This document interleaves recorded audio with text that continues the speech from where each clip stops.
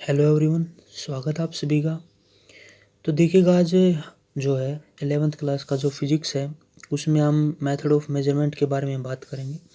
इससे previous videos में भी हमने बात की थी इको मेथड के ऊपर। इको मेथड के ऊपर जो हमारे एप्लीकेशन थे वो रडार, सोनार, ये दोनों एप्लीकेशन आपके इको मेथड के ऊपर बेस्ड थे। प्रीवियस लेक्चर में मैंने आपको बताया था रडार आपका रेडियो डिटेक्शन एंड रेंजिंग है, सोनार आपका साउंड नेविगेशन एंड रेंजिंग है। रडार यूज होता है अर्थ पे, ज़मीन पे और एयर में, जबकि वाटर में आप यूज करते हैं आपका सोनार मेथड। तो फुल फॉर्म और इन दोनों के बारे में मैं आपको पहले बता दिया था। एक बार फिर से थोड़ा सा ओवरव्यू दे देता हूँ। जैसे सोनार मेथड में आपके पास फुल फॉर्म जानते हैं सोनार की आप, साउंड नेविगेशन एंड रेंजिंग है। Sound navigation and ranging.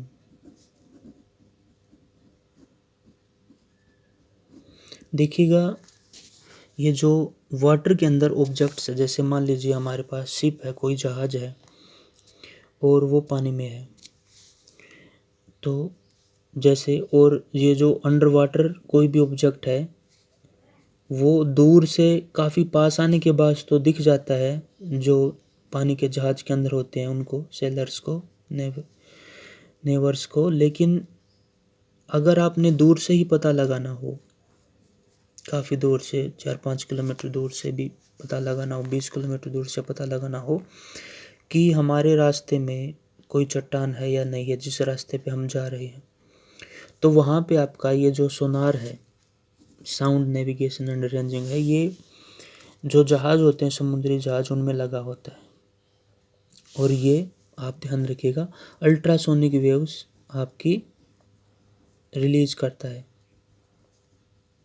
Ultrasonic waves जो कि साउंड से भी फास्ट चलते हैं, अल्ट्रासोनिक वेव आपके।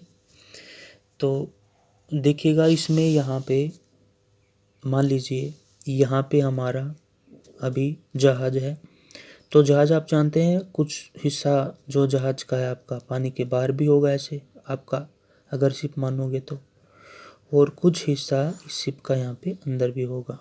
ये हमने यहाँ पे आपका शिप मान लिया, एक जहाज मान लिया। और मान लीजिए यहाँ से काफ़ी ज़्यादा दूरी है, ये पेपर पे हम कम दिखा पा रहे हैं। यहाँ पे कोई चट्टान है, काफ़ी बड़ी चट्टान है यहाँ पे।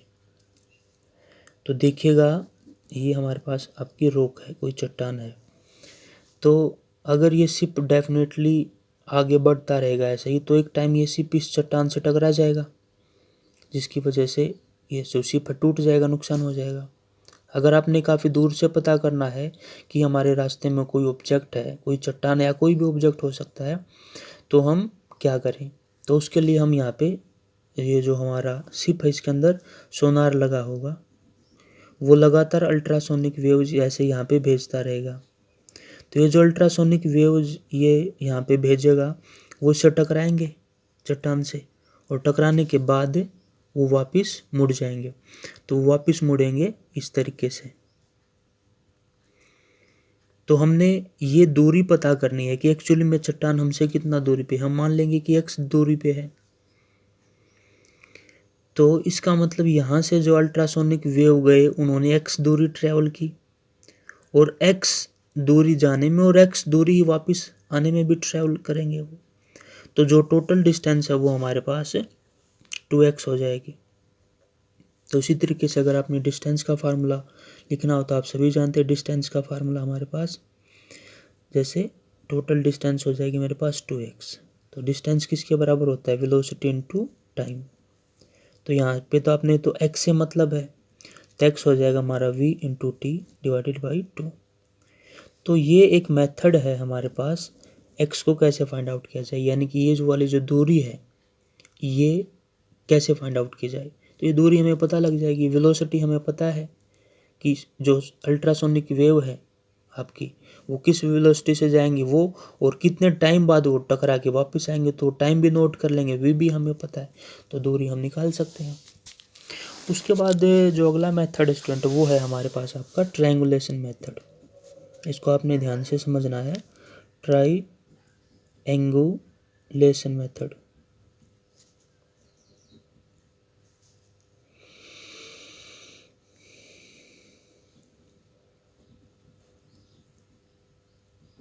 देखिएगा इसमें एक्चुअली में हम क्या करेंगे, मान लीजिए हमारे पास यहाँ पे कोई ऑब्जेक्ट है, ऐसा कोई भी आपका मान लीजिए पोल है, ये कोई खंबा है और इसकी हाइट h मीटर मान लीजिए। h मीटर मतलब आपका यहाँ पे 5 मीटर भी हो सकता है, 10 मीटर, 20 मीटर, जो भी है वो पोल है आपका, उसकी हाइट हमने h मान ली। h can be any value. अब आपने ये फाइंड आउट करना कि बिना इंची टेप लिए या बिना कोई मेजरिंग डिवाइस लिए आपने इसकी हाइट को मेज़र करना है। तो कैसे मेज़र करेंगे, देखिएगा इसके लिए हम ट्रायंगुलेशन मेथड का सहारा लेंगे।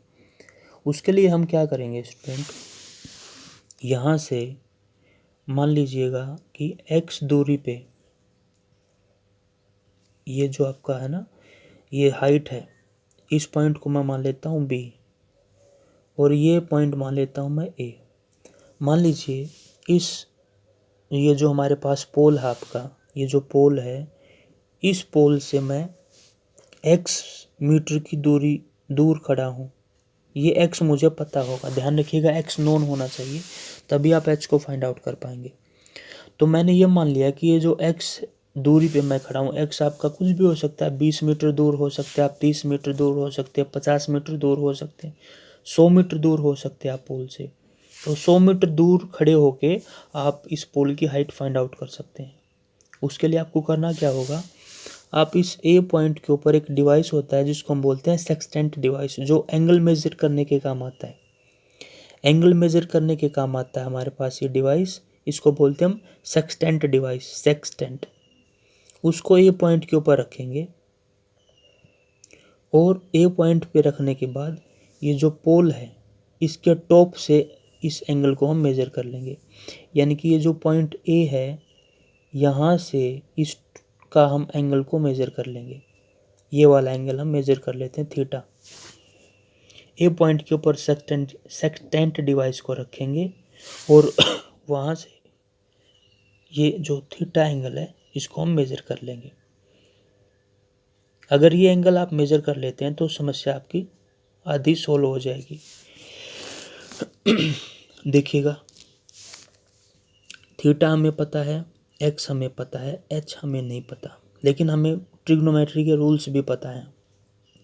ये एच हमारे पास हाइट है, ये हमारे पास आपका बेस है, यानी कि ये आपका बेस है, इसको आप परपेंडिकुलर बोल सकते हैं, और ये आपका हाइपोटेन्यूज है। तो ट्रिग्नोमेट्री में आप जानते अच्छे से, ट्रिग्नोमेट्री में आप रूल्स आप जानते होंगे ट्रिग्नोमेट्री के, आपने 10th क्लास में काफ़ी अच्छे से पढ़ा है ट्रिग्नोमेट्री।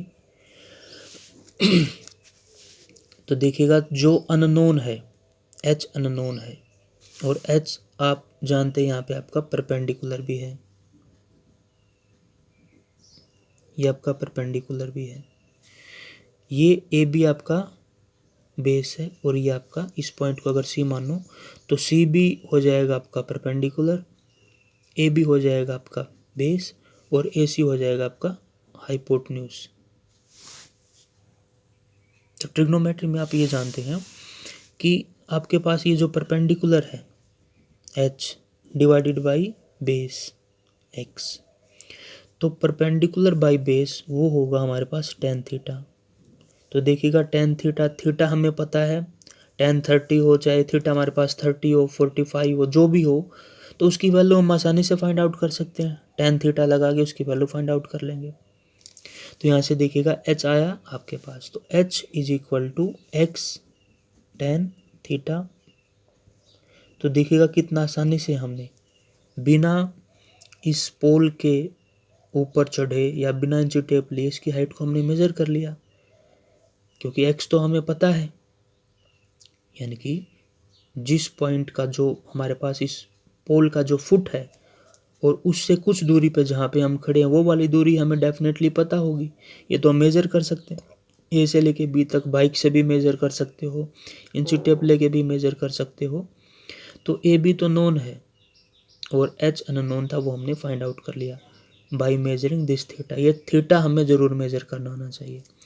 तो आपने देखा कि ये भी हमारे पास एक मेथड ऑफ मेजरमेंट है कि किस तरीके से हम जो अननोन डिस्टेंस है उसको मेज़र कर सकते हैं।